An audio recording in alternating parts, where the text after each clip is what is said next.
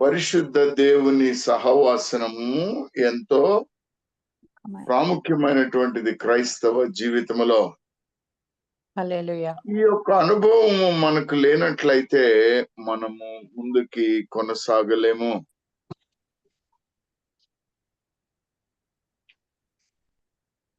ఈ ఉదయ కాలంలో మరి ఒక నూతనమైనటువంటి విధానంలో ఆ పరిశుద్ధాత్మ దేవుని తోటి, తండ్రి అయిన దేవుని తోటి, కుమారుడైన యేసు క్రీస్తు ప్రభువుతోటి మనము ఒక నూతన నిబంధన చేసుకుందాం. ఆయన మనతో ఉండేటట్లు, మనము ఆయనతో సహవాసము చేసేటట్లు, ఎల్లప్పుడూ కలిసి జీవించేటట్లుగా ఒక నూతన నిబంధన చేసుకుందామని ఆశపడుతూ ఉన్నాను. ఒకవేళ మీలో ఎవరైనా నూతన నిబంధన చేసుకోవడానికి మాకు ఇబ్బంది ఉందండి, మాకు వేరే వాళ్ళతో నిబంధన ఉందనే వాళ్ళు ఎవరన్నా ఉంటే మళ్ళీ మాట్లాడదాం. కానీ ఎవరైతే ఇష్టపడుతూ ఉన్నారో వారు ఒకసారి గట్టిగా హల్లెలూయా చెప్తే మనం ముందుకు వెళదాం. హల్లెలూయా. హల్లెలూయా. కొరింథీయులకు వ్రాసినటువంటి రెండవ పత్రిక, కొరింథీయులకు వ్రాసినటువంటి రెండవ పత్రిక 3వ అధ్యాయము 12వ వచనం నుండి ఒక్కసారి చదవమ్మా. 2 కొరింథీయులు 3వ అధ్యాయము 12 నుంచి 18 వరకు చదువుకుందాం తల్లి. ఈ నూతన నిబంధన లేకపోతే ఈ నూతనత్వము లేకపోతే దేవుని యొక్క మహిమ మనకు ఎలా వస్తుందో, ఆ మహిమలో మనం ఎలా ఎదగాలనో అన్నటువంటి దాని చేత మనకు వ్రాయబడి ఉన్నది ఇక్కడ. ఇది ఒక గొప్ప గొప్ప ఆత్మీయ ఎదుగుదల, ఆత్మీయ బలము, ఆత్మీయ మార్గము అన్నటువంటి మాటను బట్టి మనం మాట్లాడుకుందాం. చూడండి, ముందుకు వెళ్దాం. చదువుతండి. తగ్గిపోవచ్చున్న మహిమ యొక్క అంతమును ఇశ్రాయేలీలు తేరి చూడకుండునట్లు మోషే తన ముఖము మీద ముసుగు వేసుకొనెను. మేమట్లు చేయక ఇట్టి నిరీక్షణ గలవారమై బహుధైర్యముగా మాట్లాడుచున్నాము. చదవనండి. మరియు వారి మనస్సులు కఠినములాయెను కనుక నేటి వరకును పాత నిబంధన చదువునప్పుడు అది క్రీస్తునందు కొట్టివేయబడినని వారికి తేటపరచబడక ఆముసుగే నిలిచి ఉన్నది. నేటి వరకు మోషే గ్రంథము వారు చదువునప్పుడెల్లా ముసుగు వారి హృదయముల మీద ఉన్నది, కానీ వారి హృదయము ప్రభు వైపునకు ఎప్పుడు తిరుగునో అప్పుడు ముసుగు తీసివేయబడును. ప్రభువే ఆత్మ, ప్రభు యొక్క ఆత్మ ఎక్కడ ఉండునో అక్కడ స్వాతంత్రం ఉండును. మనమందరమును ముసుగులేని ముఖముతో ప్రభు యొక్క మహిమను అద్దము వలె ప్రతిఫలింపచేయుచు మహిమ నుండి అధిక మహిమను పొందుచు ప్రభువకు ఆత్మ చేత ఆ పోలికగానే మార్చబడుచున్నాము. ఆమేన్. దేవుడు ఈ మాటలను మన జీవితంలో నెరవేర్చును గాక. ఆమేన్. ప్రార్థన చేసుకుందాం. మహోన్నతుడవు, సర్వోన్నతుడవు, సర్వశక్తిమంతుడు అయిన మా దేవా, మా తండ్రి, ఈ ఉదయ కాలమున నీ ఆత్మీయ ఆశీర్వాదముతో ఎన్నిక లేని నన్ను ప్రభు నీ కృపాసనము ఎదుట నిలబెట్టుకొని ఉన్నావు. నీవున్నావు. ఆత్మీయ ఆశీర్వాదములు మేము పొందినట్లు మనోటి మాటలు, మా అందరి హృదయపు ధ్యానములు నీ దృష్టికి అంగీకారమగినట్లు ఆశీర్వదించమని పరిశుద్ధాత్మ దేవుడా రండి నాన్న, కలిసి నీ బిడ్డలకు అయ్యా నీ సహవాస అనుభవమును పొందినట్లు ప్రతి బిడ్డను దీవించమని, ప్రత్యేకముగా నన్ను నీ బౌర్రగా వాడుకొనమని యేసుక్రీస్తు ప్రభువు పరిశుద్ధ ప్రశస్త శక్తిగల నామమున బ్రతిములాడి వేడుకొనుచున్నాం మా తండ్రి. ఆమేన్. ప్రియమైనటువంటి వారులరా, ఇక్కడ మనము గమనించినట్లయితే ఇశ్రాయేలు జనాంగము పాత నిబంధనలో ఒక ఒడంబడిక నిబంధన చేసుకున్నారు, అవునా కాదా? అవునండి. ఆ నిబంధన చేసుకున్నటువంటి ఇశ్రాయేలు జనాంగము ఆ నిబంధనలో నిలబడగలిగారా లేదా? ఏమ్మా, ఆ నిబంధన ప్రకారంగా వారు నడుచుకున్నారా లేదా? నడుచుకున్నారండి. నడుచుకుని రక్షింపబడ్డారా అందరూ? లేదండి. ఏంటమ్మా? నడుచుకోలేకపోయారు. దేవునికి స్తోత్రం. మరి ఆ నిబంధన ఎప్పుడైతే వారు అవిధేయత చూపించారో, ఆ నిబంధన ప్రకారముగా ఆ చట్టానుసారముగా నడవలేకపోయారో, దేవాతి దేవుడు మరి ఒక నిబంధన చేసుకోవడానికి, నీతో నాతో నిబంధన చేసుకోవడానికి మనకు ఒక గొప్ప ధన్యతను దయచేశాడు. అదే నూతన నిబంధన. అదే నూతన నిబంధన. అందుకే మనకు ఒక మాట చెప్తాడు, వారి మనస్సులు కఠినములాయను గనుక నేటి వరకును పాతని నిబంధన చదువుతున్నప్పుడు అది క్రీస్తునందు కొట్టివేయబడనని వారికి తేటపరచబడక ఆ ముసుకే నిలిచి ఉన్నది. ఈ ముసుగు నీలో నాలో ఉన్నంత వరకు నీవు నూతన నిబంధనలో లేనట్లే. నూతన నిబంధన లేనట్లే. సువార్తను విన్నటువంటి నీవు, ఇదే 2 కొరింథీ 4 అధ్యాయము 4వ వచనం చూడండి అమ్మా. దేవుని స్వరూపి అయి ఉన్న క్రీస్తు మహిమను ఇక్కడ గమనించాలి, క్రీస్తు ఎవరి స్వరూపంలో ఉన్నాడు? దేవుని స్వరూపంలో ఉన్నాడు. ఈ దేవుని స్వరూపి అయినటువంటి క్రీస్తు మహిమను కనపరుచు సువార్త ప్రకాశము వారికి ప్రకాశించకుండు నిమిత్తము ఈ యుగ సంబంధమైన దేవత అవిశ్వాసులైన వారి మనోనేత్రములకు గ్రుడ్డితనము కలుగచేసి ఉన్నాడు. ప్రిలరా, ఇక్కడ సువార్త ప్రకటించబడినప్పుడు, ఆ మహిమ సువార్త ప్రకటింపబడినప్పుడు మనకున్నటువంటి గ్రుడ్డితనము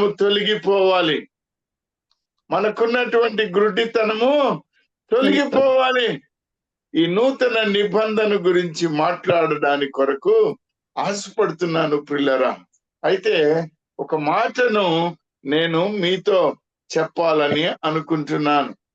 ఈ నూతన నిబంధన అనేటువంటిది, లేకపోతే నిబంధన అనేటువంటిది ఏమిటి అనే మాటను గనుక ఒకవేళ మనం ధ్యానం చేసుకుంటే ప్రియులారా, నేను చాలాసేపు అసలు నూతన నిబంధన అంటే ఏమిటి అనేటువంటి దాన్ని చూస్తే ప్రియులారా, దేవుని వైపుకు తిరగడము, ఈ లోక ఆలోచనల నుండి, లేకపోతే మనలో ఉన్నటువంటి ఈ లోక నివాస స్థితిగతుల నుండి దేవుని వైపు తిరగడము. ఈ తిరగడము పశ్చాత్తాపముతో కూడుకొని తిరగాలి. అయ్యా, నేను పాపం వచ్చేసాను, దోషం వచ్చేసాను, అపరాధం వచ్చేసాను, కానీ నీ నూతన నిబంధన నన్ను నా పాపముల నుండి క్షమింపబడినట్లును, నన్ను ఆ బంధకముల నుండి విడుదల దయచేసినట్లు నీ వైపుగా తిరుగుతున్నాను.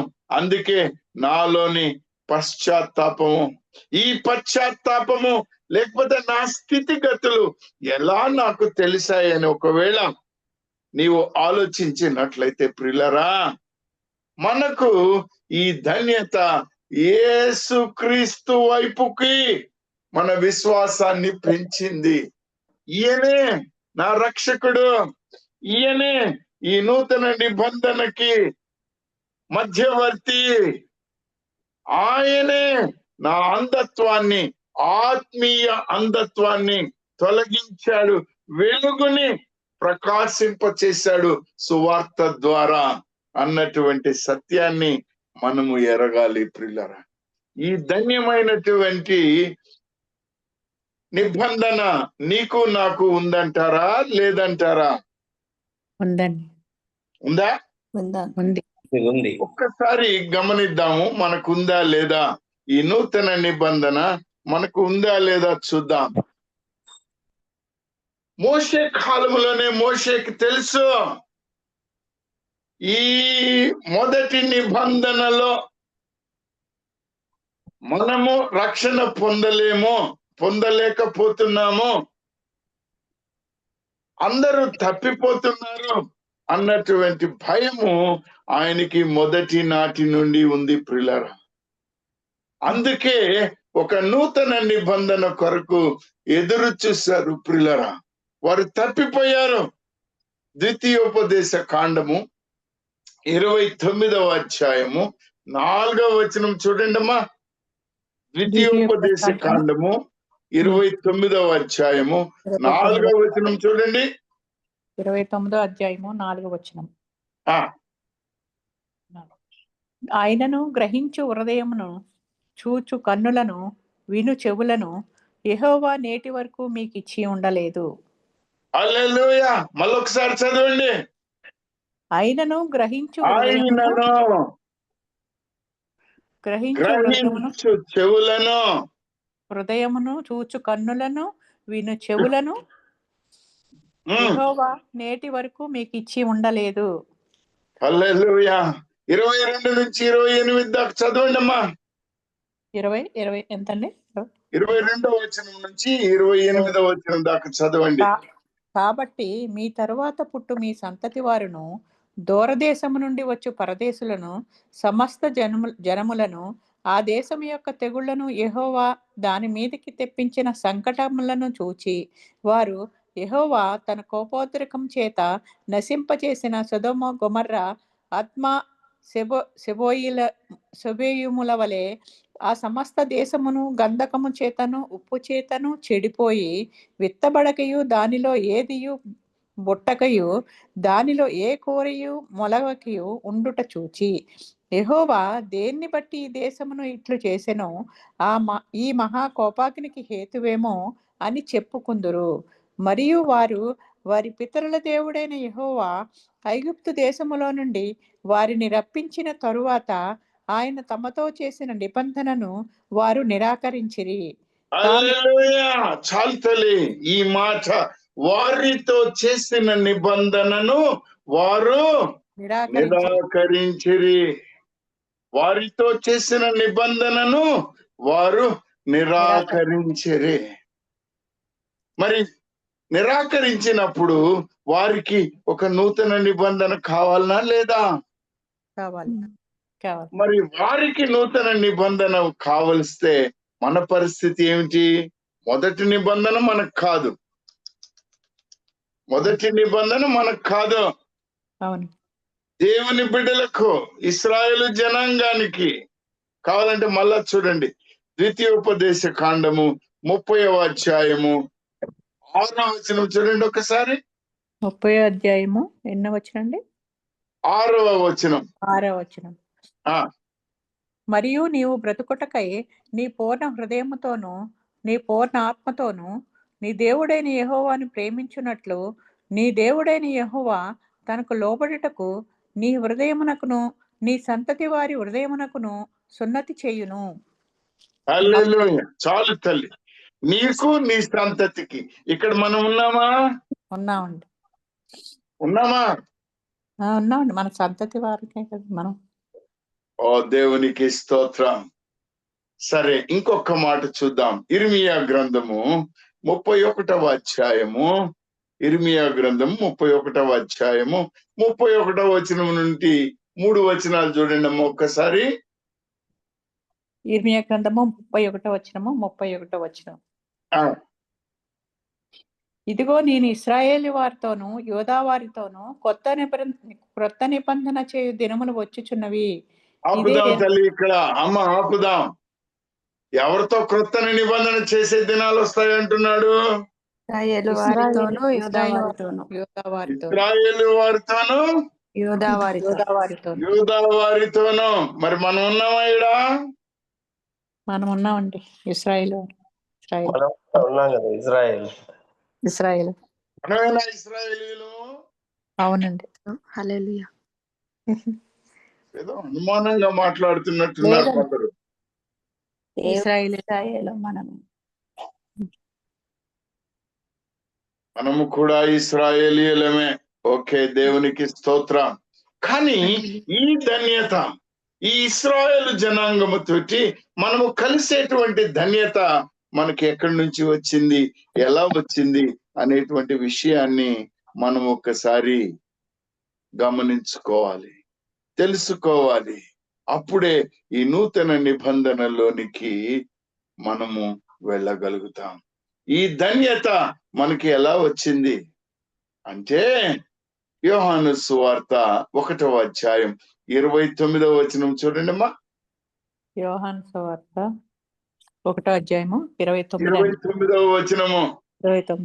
మరునాడు యోహాను యేసు తన యొద్దకు రాగా చూచి, ఇదిగో లోక పాపమును మోసుకొని పోవు దేవుని ఇదిగో గొర్రెపిల్ల, లోక పాపము మోసుకొని పోవు దేవుని గొర్రెపిల్ల.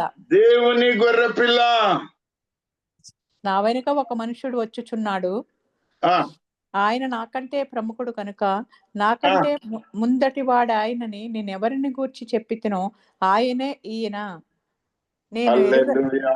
ఆయనే ఈయన, ఆయనే ఈయన. ప్రియమైనటువంటి వారులారా, నూతన నిబంధన యేసు క్రీస్తు ప్రభువు యొక్క మరణము, పునరుద్ధానము, ఆయన రక్తముతో కూడుకొని ఉన్నటువంటి నిబంధన, మన కొరకు ఇవ్వబడినటువంటి నిబంధన, మన కొరకు ఇవ్వబడిన నిబంధన. హెబ్రీయులకు వ్రాసిన పత్రిక 8వ అధ్యాయం 8వ వచనం నుంచి చూడండి. మీకు కొందరికి, అయ్యా నేను ఇశ్రాయేలు కాదు కదా, నేను యోధా వారిని కాదు కదా, అయినా నేను ఇశ్రాయేలీయులని చెప్తున్నారు, ఏమిటి అనేటువంటి మాట మీరు అనవచ్చు. అది నిజమే, ఇశ్రాయేలీయుల్లో మనము కూడా పాలివారమే. కానీ ఇంకా క్లుప్తంగా ఉన్నటువంటి మాటను గమనిద్దాం. హెబ్రీయులకు రాసిన పత్రిక 8వ అధ్యాయము 8వ వచనం నుంచి చూడండి అమ్మా. అలాగేనండి.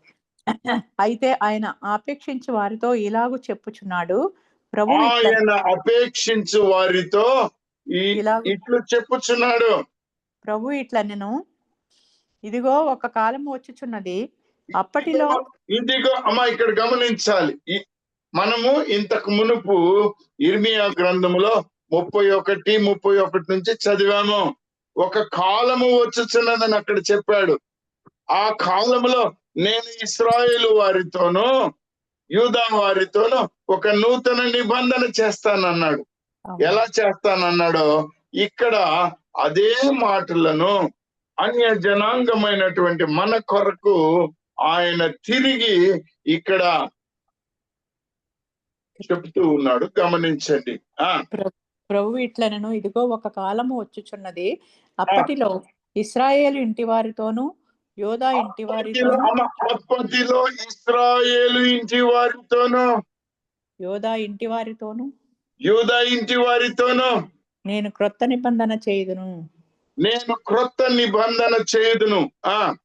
అది నేను ఐగుప్తులో నుండి వీరి పితరులను వెలుపలికి రప్పించుటకై వారిని చెయ్యి పట్టుకొనిన దినమున వారితో నేను చేసిన నిబంధన వంటిది కాదు. ఏమనగా వారు నా నిబంధనలో నిలువలేదు కనుక నేను వారిని అలక్ష్యము చేసి తిని ప్రభువు చెప్పుచున్నాడు. ఆ దినములైన తరువాత ఇశ్రాయేలు ఇంటి వారితో నేను చేయబోవు నిబంధన ఏదనగా, వారి మనస్సులో నా ధర్మ విధులను ఉంచెదను, వారి హృదయముల మీద వాటిని వ్రాయుదును. నేను వారికి దేవుడనై ఉందును, వారు నాకు ప్రజలై ఉందురు. వారిలో ఎవడును ప్రభువుని తెలిసి కొనుడని తన పట్టణస్థునికైనను తన సహోదరునికైనను ఉపదేశము చేయడు. వారిలో చిన్నలు మొదలుకొని పెద్దల వరకు అందరూ నన్ను తెలుసుకుందురు. నేను వారి దోషముల విషయమై దయ కలిగి వారి పాపములను ఇకను ఎన్నడను జ్ఞాపకము చేసుకొనని ప్రభు సెలవిచ్చుచున్నాడు. ఆయన క్రొత్త నిబంధన అని చెప్పుట చేత మొదటిది పాతదిగా చేసి ఉన్నాడు. ఏది పాతగిలి ఉడికిపోవునో అది అదృశ్యమౌటకు సిద్ధముగా ఉన్నది. మొదటి నిబంధన 9 చదవనండి. మొదటి నిబంధనకైతే సేవా నియమములను ఈ లోక సంబంధమైన పరిశుద్ధ స్థలమును ఉండెను. ఎలాగనగా మొదట ఒక గుడారం ఏర్పరచబడెను. అందులో దీపస్తంభమును బల్లయు దాని మీద ఉంచబడిన రొట్టెలను ఉండెను. దానికి పరిశుద్ధ స్థలమని పేరు. రెండవ తెర అవల అతి పరిశుద్ధ స్థలమును గుడారం ఉండెను. అందులో సువర్ణ దోపార్తియు అంతటను బంగారు రేకులతో తాపబడిన నిబంధన మందసమును ఉండెను. ఆ మందసములో మన్నాగల బంగారు పాత్రయు చిగురించిన అహరోను చేతి కర్రయు నిబంధన పలకలను ఉండెను. దానిపైన ఈ వివరణలోకి వెళ్ళక ముందు ఒక మాటని నేను చెప్పాలని ఆశపడుతున్నాను.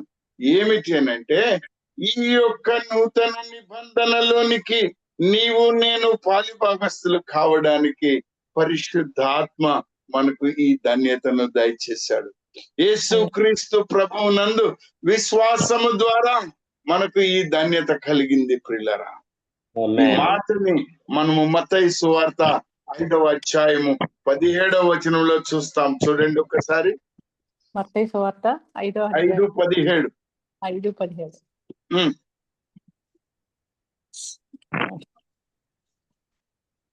ధర్మశాస్త్రమునైనను ప్రవక్తల ప్రవచనములైనను కొట్టివేయవచ్చునని తలంచవద్దు.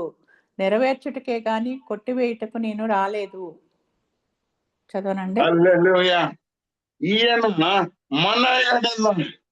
మన ఎడల ఈ ధన్యతను దయచేయడానికే వచ్చాడు, నెరవేర్పుగా వచ్చాడు.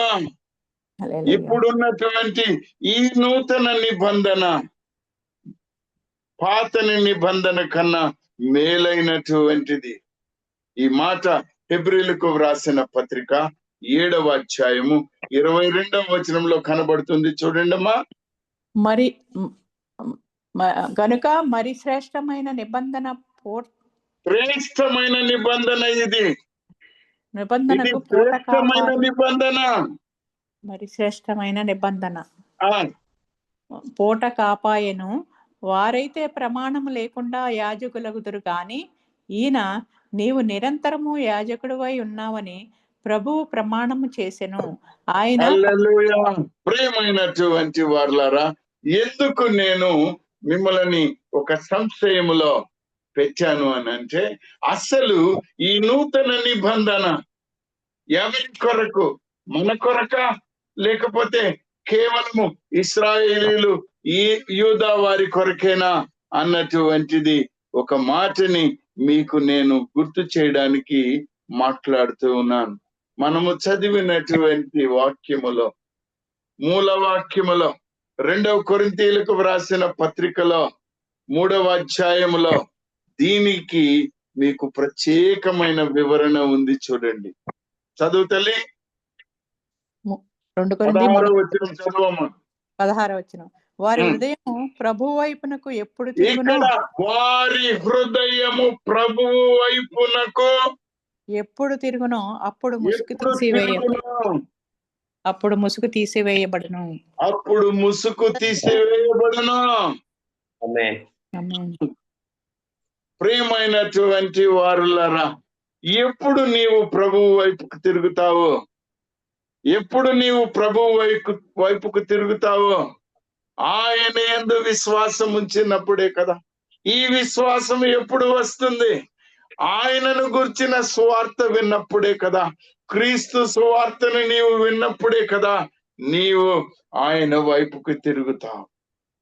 ప్రియమైన వర్లరా, ఆయన వాక్యము విన్నటువంటి నీవు ఆయన నూతన నిబంధనలో పాలిభాగస్తుడు అని నేను సంపూర్ణముగా నమ్ముచూ ఉన్నాను. ఈ యొక్క ముసుగు నీలో నుండి తీసివేయబడాలి. ఇది ఎప్పుడు కుదురుతుంది అంటే 18వ వచనం చదవండి తల్లి. మనమందరమును ముసుగులేని ముఖముతో ప్రభువు యొక్క మహిమను అద్దము వలె ప్రతిఫలింపచేయుచు మహిమ నుండి అధిక మహిమను పొందుచు ప్రభువగు ఆత్మచేత ఆ పోలికగా ఎవరి చేత? ప్రభువగు ఆత్మచేత ప్రభువగు ఆత్మచేత. ఈ ఉదయ కాలంలో మనం స్తుతి ఆరాధన చేస్తూ ఆయన ఆత్మ అభిషేకము కొరకు ఆశపడ్డాం ప్రియులారా. ఈ ఆత్మ నీలోనికి అభిషేకించబడి ఉన్నది. నూతన నిబంధన నీవు పాలిభాగస్తుడు అయి ఉన్నావు అన్న సత్యాన్ని ఎరగాలి. మళ్ళొక్కసారి చదవమ్మా. మనమందరమును ముసుగులేని ముఖముతో ప్రభువు యొక్క మహిమను ముసుగులేని ముఖముతో అంటే ఆగృటితనము కలిగి ఉన్నటువంటి ముసుగును యేసు క్రీస్తు ప్రభు తన రక్తము ద్వారా మన పాపములను క్షమించుట ద్వారా ఈ ధన్యతను మనకిచ్చాడు. ఈ ధన్యత నీకు నాకు లేకపోతే, ఈ ముసుగు ఉన్నట్లయితే నీవు క్రీస్తుకు దూరంగా ఉన్నావు. నీవు దూరంగా ఉన్నట్లయితే ఈ నూతన నిబంధనలో నీవు పాలిభాగస్తురాలు కాలేవు. ఈ ధన్యత నీకు నాకు ఇవ్వబడి ఉన్నది ప్రియులరా. ఆ ధన్యత కొరకే నీవు నేను ఇక్కడ మాట్లాడుతూ ఉన్నా. నీకొక సంగతి చెప్పాలి. యేసు క్రీస్తు ప్రభువులో ఈ నూతన నిబంధన ఒక గుర్తింపు మనకు. ఈ నూతన నిబంధన మనకొక గుర్తింపు ప్రియులరా. ఈ ధన్యత మన యొక్క ఆత్మీయ అంధత్వాన్ని తొలగించింది. మన చీకటి తొలగిపోయింది. కానీ ఈ ధన్యత నీకు నాకు ఎప్పుడంటే మరలా ఆయన వైపు తిరగాలి. 16వ వచనంలో ఉన్న మాట, దేవుని వైపుగా తిరగాలి. నీవు దేవుని వైపు ఎప్పుడైతే తిరుగుతావో అప్పుడు ముసుగు తొలగిపోతుంది. ఆ ముసుగు తొలగిపోగానే ఆత్మ దేవుడు నీకు వెలుగుని దయచేస్తాడు. ఆ వెలుగు నిన్నెంతో ధన్యపరుస్తుంది ప్రియులారా. దేవుని వైపు తిరగడము చాలా ప్రాముఖ్యమైన మాట. చాలా ప్రాముఖ్యమైనటువంటి మాట. కొరింథీయులకు రాసిన 2వ పత్రిక 3వ అధ్యాయము 7వ అధ్యాయం వరకు ఒకవేళ మనం గనక చదివితే దేవుని వైపు ఎలా తిరగాలి, దేవుని వైపు తిరగడంలో ఉన్నటువంటి ధన్యత మనకి ఏముందో చెప్తాడు. అయితే నేను మీకు ఒక 2-3 విషయాలని దేవుని వైపు తిరగడానికి ఎలా మనము ఆ ధన్యతను పొందుకున్నామో చూస్తాం. 2వ కొరింథీయులకు రాసిన పత్రిక 7వ అధ్యాయము 9వ వచనం నుంచి చూడండి అమ్మా. 7వ అధ్యాయము 9వ వచనం. మీరు దుఃఖపడితరని సంతోషించటలేదు గాని మీరు దుఃఖపడి మారు మనసు పొందితరని ఇప్పుడు సంతోషించుచున్నాను. మారు మనసు పొందితరని ఇప్పుడు సంతోషించుచున్నాను. ఏలయనగా ఏ విషయంలోనైనాను మా వలన మీరు నష్టము పొందకుండుటకై దైవ చిత్తానుసారముగా దుఃఖపడితిరి. దైవ చిత్తానుసారమైన దుఃఖము రక్షణార్థమైన మారు మనసును కలగజేయును. ఈ మారు మనసు మొట్టమొదట పశ్చాత్తాపము మనలో కలగాలి. మన జీవన విధానం ఏ విధముగా ఉన్నదో ఆత్మ అయిన దేవుడు తన కుమారునికి తన స్వారూప్యం ఇచ్చాడు, మన మధ్యకు పంపించాడు ఈ లోకములో నివాసం ఉండడానికి. ఆ యేసు క్రీస్తు ప్రభు తన ఆత్మీయ స్వరూపాన్ని నీకు నాకు ఇచ్చి ఉన్నాడు. మనము ఆ ఆత్మీయ స్వరూపంలో దినము అభివృద్ధి పొందాలి ప్రియులారా. ఈ అభివృద్ధి పొందడానికి ఇది ప్రముఖమైనటువంటిది. చదవమ్మా. దైవ చిత్తానుసారమైన దుఃఖము రక్షణార్థమైన మారు మనసును కలగజేయును. ఈ మారు మనసు దుఃఖమును పుట్టించదు, అయితే లోక సంబంధమైన దుఃఖము మరణము కలగజేయును. మీరు దేవుని చిత్త ప్రకారము పొందిన ఈ దుఃఖము ఎట్టి జాగ్రత్తను, ఎట్టి దోష నివారణకైన ప్రతివాదమును, ఎట్టి ఆగ్రహమును, ఎట్టి భయమును, ఎట్టి అభిలాషను, ఎట్టి ఆసక్తిని, ఎట్టి ప్రతిదండనను మీలో పుట్టించునో చూడుడే. ఆ కార్యమును గూర్చి సమస్త విషయములోనూ మీరు నిర్దోషులై ఉన్నారని రుజువుపరుచుకొంటిరి. తల్లి అమ్మ, యేసు క్రీస్తు ప్రభు యొక్క రక్తము మనలను నిర్దోషులుగా చేసింది, నిర్దోషులుగా చేసింది. ఈ ధన్యత మనకు రక్షణనిచ్చింది, ఈ ధన్యత మనకు రక్షణనిచ్చింది. కొరింథీయులకు రాసిన 2వ పత్రిక 4వ అధ్యాయం 4 నుంచి 6 వరకు చూడండి.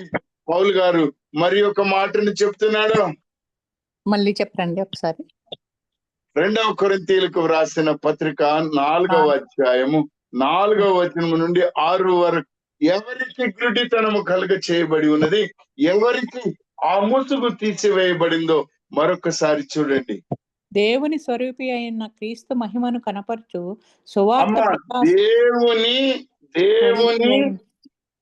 స్వరూపి అయి ఉన్న క్రీస్తు మహిమను కనపరచు సువార్త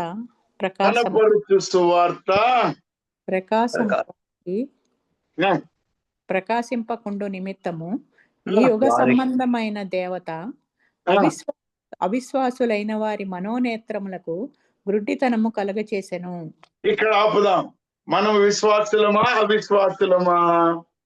విశ్వాసులము. గుడ్డితనం ఎవరికి కలిగి చేయబడింది?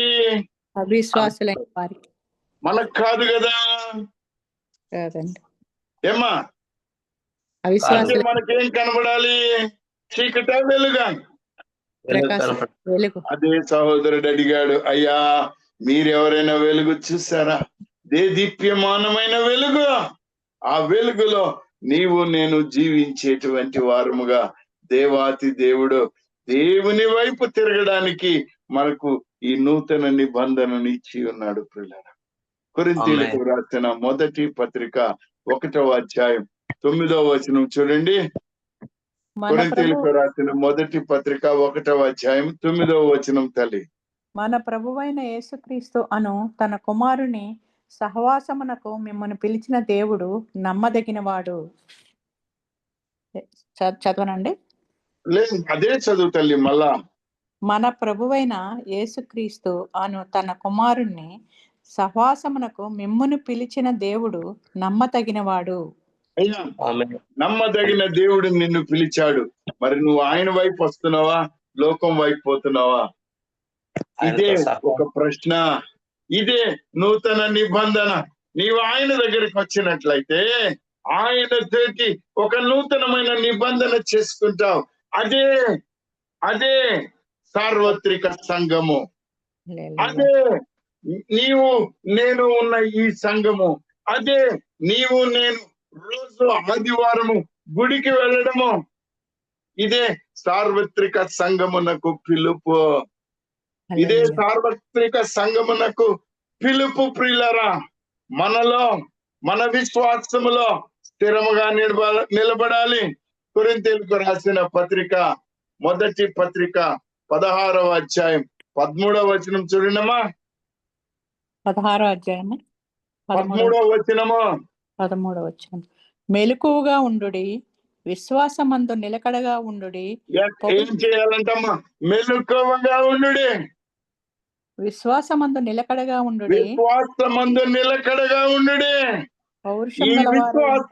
ఈ విశ్వాసము నీకుందా లేదా నాకైతే తెలియదు, గాని మీ అందరికీ ఉందని నేను నమ్ముతున్నాను. ప్రియులరా, నిలకడగా ఉందని నమ్ముతున్నాను. మీకు దృఢ విశ్వాసం ఉందని నమ్ముతున్నాను. కానీ నీవు ఆ ధన్యతను ఒకవేళ విడిచిపెట్టి ఉన్నట్లయితే నీవు తిరిగి ఆయన యొద్దకు రా. ఆయన సహవాసానికి పిలిచినటువంటి దేవుడు నమ్మదగిన దేవుడు. నీకు ఆ ధన్యత ఆయన దయచేసి ఉన్నాడు. పిల్లరా, ఆ ధన్యతలో నుండి వెళ్ళిపోకో. చదువు తల్లి. మెలకుగా ఉండుడి, విశ్వాసమందు నిలకడగా ఉండుడి, పౌరుషము గలవారై ఉండుడి, బలవంతులై ఉండుడి, మీరు చేయు కార్యములన్నీయు ప్రేమతో చేయుడి. హల్లెలూయా. ఎన్ని మాటలు ఉన్నాయో చూడండి ఇక్కడ. బలము కలిగి ఉండాలి, పౌరుషం పౌరుషం కలిగి ఉండాలి, దృఢ విశ్వాసం కలిగి ఉండాలి. ఇవన్నీ కూడా నీకు నాకు నీతోటో నాతోటో రాలేదండి. ఆత్మీయ ఆశీర్వాదముతోటి ఈ నూతన నిబంధనలో పాలిభాగస్తులైనందుకు గాను ఆయన కృపతోటి దీనిని పొందుకున్నాం.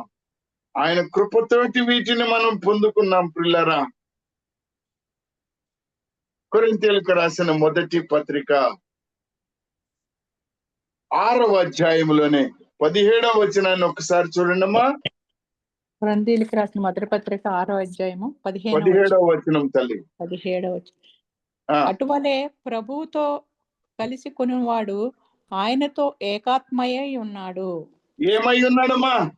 ఏకాత్మయై ఉన్నాడు అంటే ఆయన ఆత్మస్వరూపి, తండ్రి ఆత్మస్వరూపి, పరిశుద్ధ ఆత్మ స్వరూపి. నీవేమై ఉండాలి? మనం కూడా ఏకాత్మై ఉండాలి. ఆ ఆ ఆత్మీయత ఈ శరీరమును బట్టి కాదు, భౌతిక శరీరమును బట్టి కాదు, ఆత్మీయ శరీరము. ఆ శరీరము తోటి మనము ఆయన తోటి మనము పొందుకుంటూ ఉన్నాం ప్రియులారా. ఈ ధన్యత మనకిచ్చినటువంటి దేవాతి దేవుడు ఎలా ఇచ్చాడో ఒక్కసారి మనం చూద్దాం. లూకా సువార్త 22వ అధ్యాయము 20వ వచనం చూడండమ్మా. లూకా సువార్త 22వ అధ్యాయము 22వ అధ్యాయము లూకా సువార్త 20వ వచనము. ఆ ప్రకారమే భోజనమైన తరువాత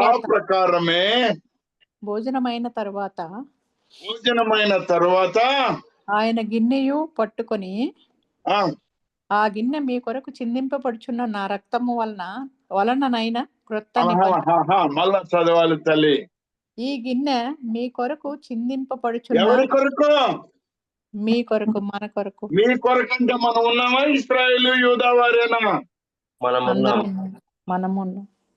ఎవరు చెప్తున్నారు ఈ మాట? స్వయంగా ప్రభు అండి. యేసుక్రీస్తు ప్రభువే చెప్తున్నాడు. ఈ గిన్నె మీ కొరకు చిందింపబడుచున్న నా రక్తము వలననైనా క్రొత్త నిబంధన.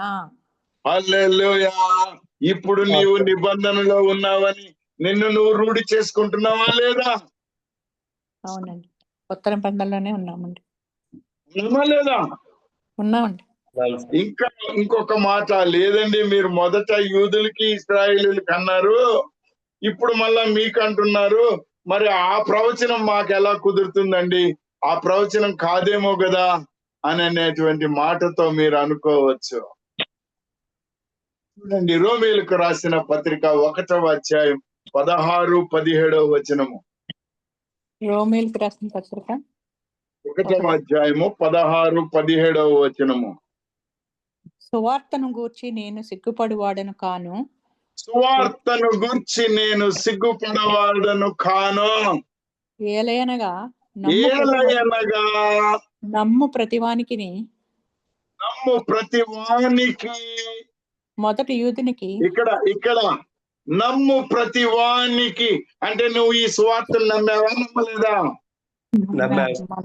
మనం ప్రతివాన్ని మహిమా సువార్తను నీవు నమ్మావు కాబట్టి నమ్ము వానికి, నమ్ము ప్రతివానికి, మొదట యూదునికి, గ్రీసు దేశస్థునికి కూడా రక్షణ కలుగజేయుటకు అది దేవుని శక్తి అయి ఉన్నది.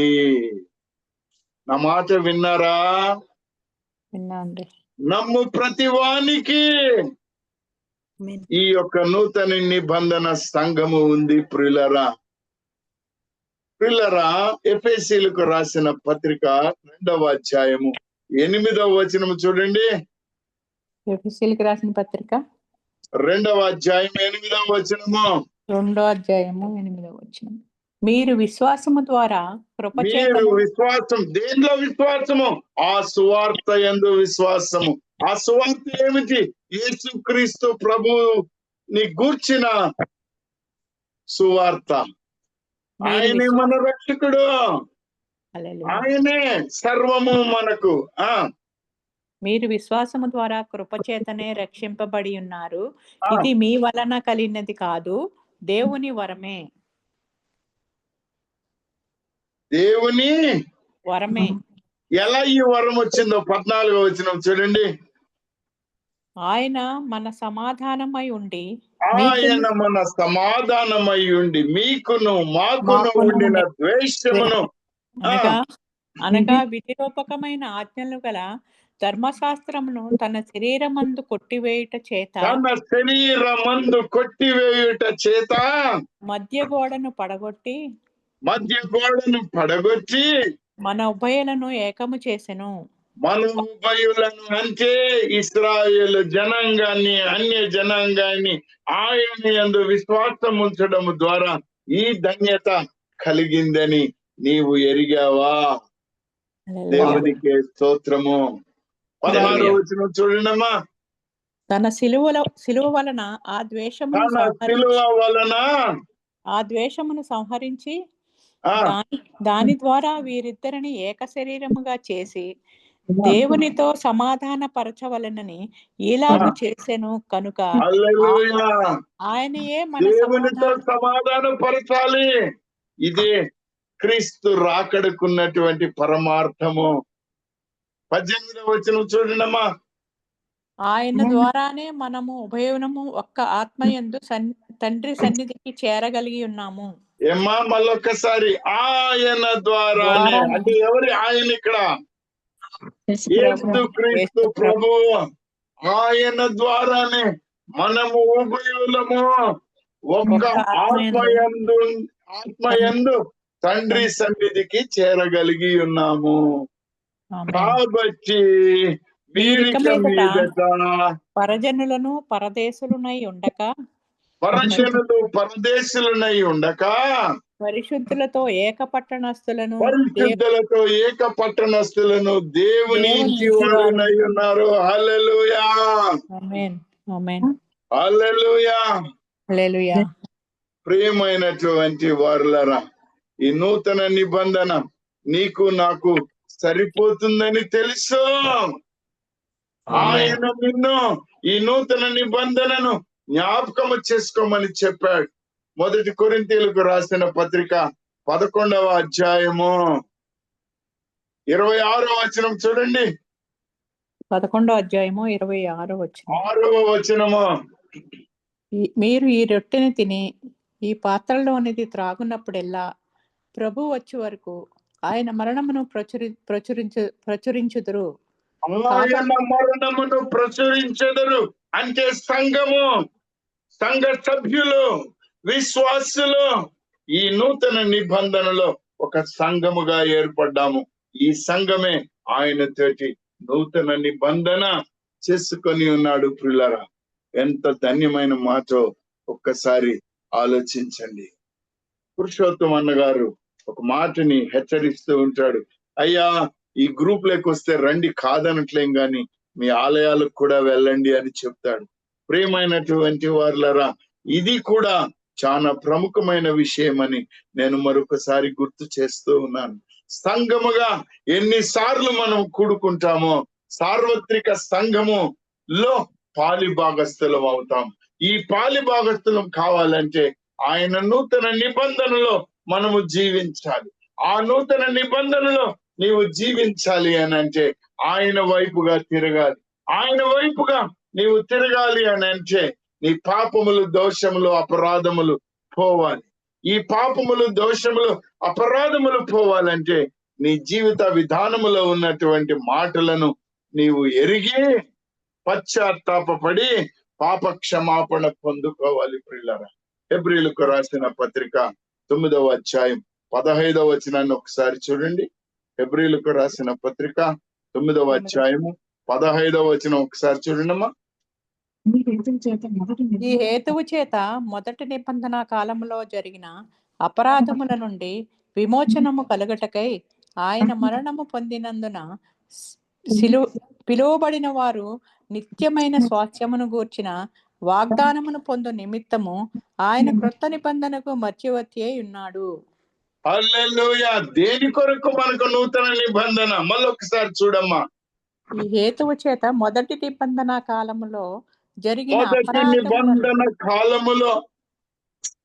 కాలములో జరిగిన అపరాధముల నుండి విమోచన కలుగుటకై. ఇక్కడ చూడండి, విమోచన, పాపముల నుండి విమోచన. ఇదే నీవు నూతన నిబంధనలోనికి ప్రవేశము చేయగలుగుతావు. పాపముల నుండి విమోచన పొందాలి. విమోచన కలుగుటకై ఆయన మరణము పొందినందున, ఆయన మరణం పొందాడు, నీ కొరకు నా కొరకు ప్రాణం పెట్టాడు. పిలువబడిన వారు నిత్యమైన స్వాస్థ్యమును గూర్చిన వాగ్దానమును పొందు నిమిత్తము ఆయన క్రొత్త నిబంధనకు మధ్యవర్తి అయి ఉన్నాడు. కాబట్టి ఇప్పుడు మన క్రొత్త నిబంధనకు మధ్యవర్తి ఎవరండి? క్రీస్తు ప్రభు. యేసు క్రీస్తు ప్రభువు. అంటే మన సంఘానికి ఆయన ధన్యత అయి ఉన్నాడండి. ఆ ధన్యతను బట్టి మనము ముందుకి కొనసాగాలి. యేసు క్రీస్తు ప్రభువుని మనము సహవాసానికి పిలువబడ్డాం కాబట్టి మనము పరిశుద్ధులముగా ఉండాలి. మన పాప దోష అపరాధములు మనలో నుండి వెళ్ళిపోవాలి. ప్రియులరా, ఇది మనకు ఉచితముగా ఇవ్వబడినటువంటి బహుమానం. ఎఫెసీయులకు రాసిన పత్రిక 2వ అధ్యాయం 8, 9 మరొకసారి నేను మీకు జ్ఞాపకము చేస్తూ ఉన్నాను. మీరు విశ్వాసము ద్వారా కృపచేతనే రక్షింపబడి ఉన్నారు. హల్లెలూయా. కృపచేతనే రక్షింపబడి ఉన్నారు. పిల్లరా, ఇక్కడ నేను సమయం అయిపోతుంది గనుక ఎక్కువ పొడిగించకుండా ఒక ప్రశ్న వేయదలుచుకున్నాను. అయ్యా, అమ్మ, నీవు నూతన నిబంధనలో భాగస్థుడుగా ఉన్నావా లేవా? ఇద్దరు చెప్పారు. ప్రియమైన వారులారా, ఈ నూతన నిబంధన మనకు రక్షణే కాదు, నిత్య జీవాన్ని కూడా ఇస్తూ ఉంది. సమయం లేదు కాబట్టి నేను అవి చదవడం లేదు. మహిమ నుండి అధిక మహిమకు మారుతూ ఉన్నావు నీవు. ఈ ధన్యతను పోగొట్టుకోవాలి అని నేనెవరిని కోరుకోను గాని హెచ్చరిస్తున్నాను. ఈ ధన్యతను నీవు ఈ లోక పాపములలో, ఈ లోకములో పడిపోయి శరీరాశ, నేత్రాశ, జీవపు డంబములో పడిపోయినట్లయితే నీవు ఈ ధన్యతను పోగొట్టుకుంటావు. ఈ నూతన నిబంధనను విడిచిపెట్టిన ఇశ్రాయేలీయులు, యూదావారు ఎన్ని కష్టాలు పడ్డారో ఇంకా ముసుగులోనే ఉన్నారు. యేసు క్రీస్తు ప్రభువుని నమ్మలేదు, కానీ నీవు క్రీస్తుని గొప్పగా నమ్మావు, దృఢంగా నమ్మావు. ఈ లోకానికి దూరమయ్యి ఆయనతో సహవాసము, నివాసము పరిశుద్ధాత్మ దేవునితో చేస్తూ ఉన్నావు. ఈ ధన్యతను అంతము వరకు కొనసాగించుకొని ఆయనిచ్చు బహుమానానికి వారసుడుగా, వారసురాలుగా కొనసాగునట్లు పరిశుద్ధాత్మ దేవుడు ఈ నూతన నిబంధనలో మనలను కాచి కాపాడును గాక. ఆమేన్. ప్రార్థన చేసుకుందాం. మహోన్నతుడా